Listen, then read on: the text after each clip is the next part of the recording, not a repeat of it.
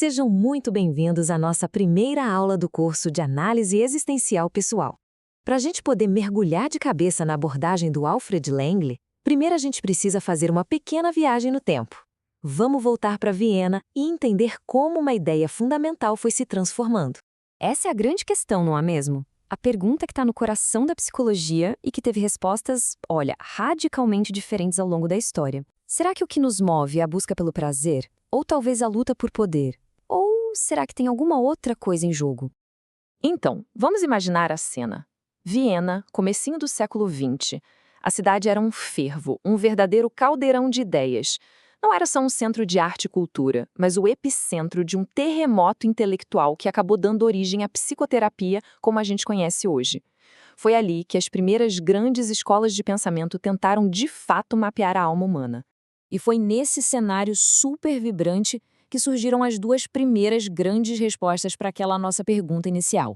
Duas forças que, na visão de seus criadores, ditavam todo o ritmo da nossa vida. A primeira resposta veio de ninguém menos que Sigmund Freud. Para ele, era bem direto. O ser humano é movido fundamentalmente pela vontade de prazer. Nós seríamos seres de instinto, sabe? Sempre buscando satisfazer nossos desejos e, claro, fugir da dor a qualquer custo. Uma visão que ia bem fundo lá no nosso inconsciente. Mas logo depois, um antigo colega de Freud, Alfred Adler, chegou com uma outra proposta. Ele disse, não é bem o prazer. O que nos move é a vontade de poder. Para o Adler, a vida é uma luta constante para superar um sentimento de inferioridade que todos nós teríamos. Uma busca por domínio, por se sentir superior. Interessante que, apesar das diferenças, essas duas escolas ficaram conhecidas como psicologias de profundidade. Elas estavam cavando, sabe? Indo nos porões da psique, buscando respostas nos impulsos, nos complexos. Mas alguns pensadores começaram a sentir que faltava alguma coisa importante. E se a resposta não estivesse lá embaixo, nas profundezas, mas sim nas alturas do espírito humano? E é aí que a gente chega na revolução do sentido. A terceira escola vienense não olhava para baixo. Ela olhava para frente e principalmente para cima, propondo uma resposta que ia mudar completamente o jogo. Essa frase do Viktor Frankl, que é o fundador dessa terceira escola, resume perfeitamente essa virada de chave. Frankl chamou isso de virada existencial. A pergunta não é mais o que eu quero da vida. A pergunta passa a ser o que a vida espera de mim. A responsabilidade de encontrar um sentido passa a ser nossa. E aqui está o coração da ideia de Frankl, a vontade de sentido. Para ele, a força que nos move de verdade não é nem prazer, nem poder. É uma busca que nasce com a gente por um porquê, um motivo para viver. E quando essa vontade não é atendida, o que é muito comum hoje em dia, o resultado é um sentimento profundo de vazio existencial. Essa nova abordagem ficou conhecida como logoterapia e análise existencial. Ela parou de ver o ser humano como um joguete dos impulsos ou dos complexos e passou a vê-lo como um ser em busca de sentido, um ser que tem uma dimensão toda especial. O Frankl enxergava o ser humano como uma unidade com 3 dimensões. A gente tem a dimensão somática, que é o nosso corpo, a dimensão psíquica, que são nossas emoções, pensamentos, mas o que realmente nos torna únicos, como a gente pode ver nesse esquema, é a terceira dimensão, a noética, ou, em outras palavras, a espiritual. É nela que mora a nossa liberdade, a nossa consciência e a capacidade de encontrar um sentido que transcende todo o resto.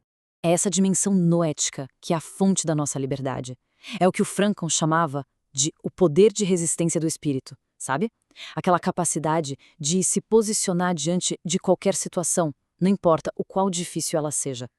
É daí que vem a nossa responsabilidade e a nossa habilidade de se dedicar a algo ou alguém que está além de nós mesmos.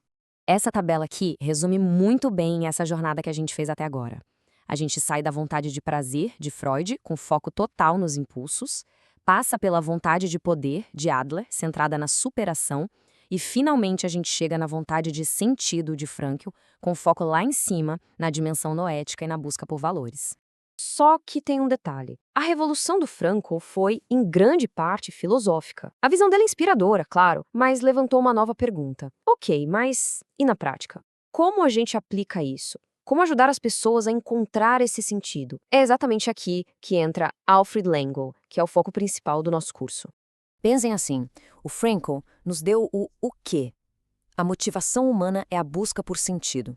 Ele acendeu um farol lá no horizonte, Mas para quem está no meio de uma neblina de ansiedade, de depressão, de bloqueios, só ver o farol de longe não ajuda muito. Faltava o mapa, o passo a passo de como chegar até lá.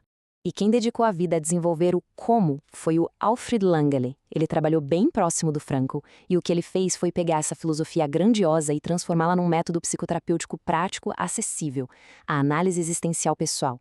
É um método que não só aponta na direção do sentido, mas que nos ajuda a construir as bases emocionais para que uma vida com sentido seja de fato possível. E é essa pergunta que vai nos guiar daqui em diante. Com essa base filosófica bem sólida que construímos hoje, estamos prontos para mergulhar de vez no método de Alfred Langley e descobrir, passo a passo, como é que a gente pode, na prática, construir uma vida com sentido.